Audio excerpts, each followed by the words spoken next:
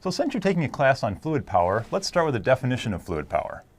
So fluid power is the use of a confined pressurized fluid to transmit force or motion. What we want to stress here is that we're transmitting force with the fluid. It's transmitting the power for us. So if we look at three possible applications and we start to say, are these fluid power, are they not? Well, the dental tool, this will be an example of fluid power because we're using compressed air in this case to transmit power to the drill head where we can do work on a tooth. But these other two applications, if we look at a parts washer or a house type of a washing application like this, a pressure washer, this would not be an example of fluid power because we are pressurizing the fluid, but we're not using it to transmit power. Instead, we're just using that pressurized fluid to wash the building.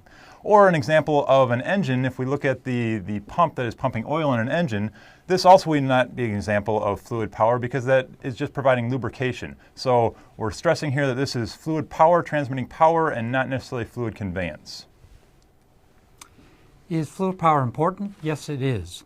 This is a chart from the U.S. Energy Information Administration where on the left it's all the sources of energy and on the right is where all the energy goes. There's been estimates that over 100 quads, which is a quadrillion BTU, of energy flows through this chart each year in the United States. Of that, 2 to 3 quads are used to drive fluid power machines. So that's a significant amount of the energy used in the United States that is transmitted by fluid power.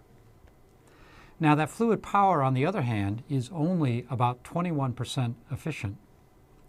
What that means is that if you improve the efficiency of fluid power by just 5%, you could save about $8 billion a year.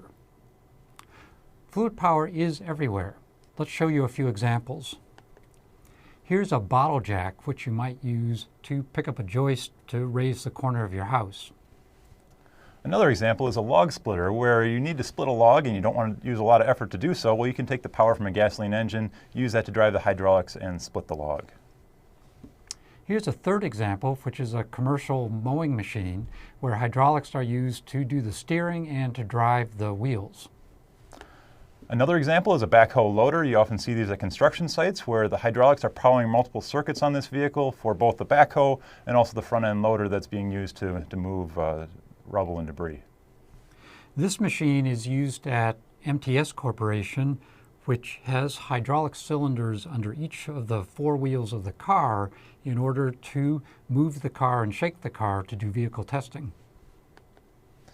Another example is a braking system. This one happens to be on a bicycle where hydraulics are used to transmit the force from the lever that the user is operating to the disc brake of the vehicle. And here's a thrill ride at Valley Fair Amusement Park that uses fluid power to shoot riders up in the air. We'll be taking a look at this one in more detail later on in the course. So why do you want to use fluid power? Well, there's a couple of reasons as you compare it to other power technologies.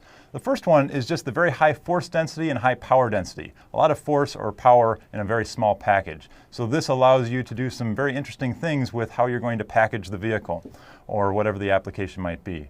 Another is very high bandwidth because fluid power systems can move at very high speeds. We can produce a lot of flow and therefore move things at high velocities.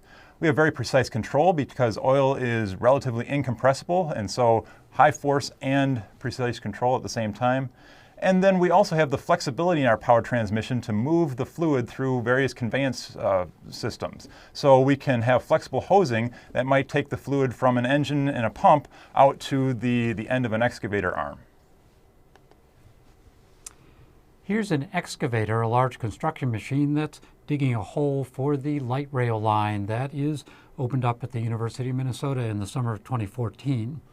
It uses hydraulics to move the bucket, and one of the things that when you are digging through dirt is that you need a tremendous amount of force to move through the dirt.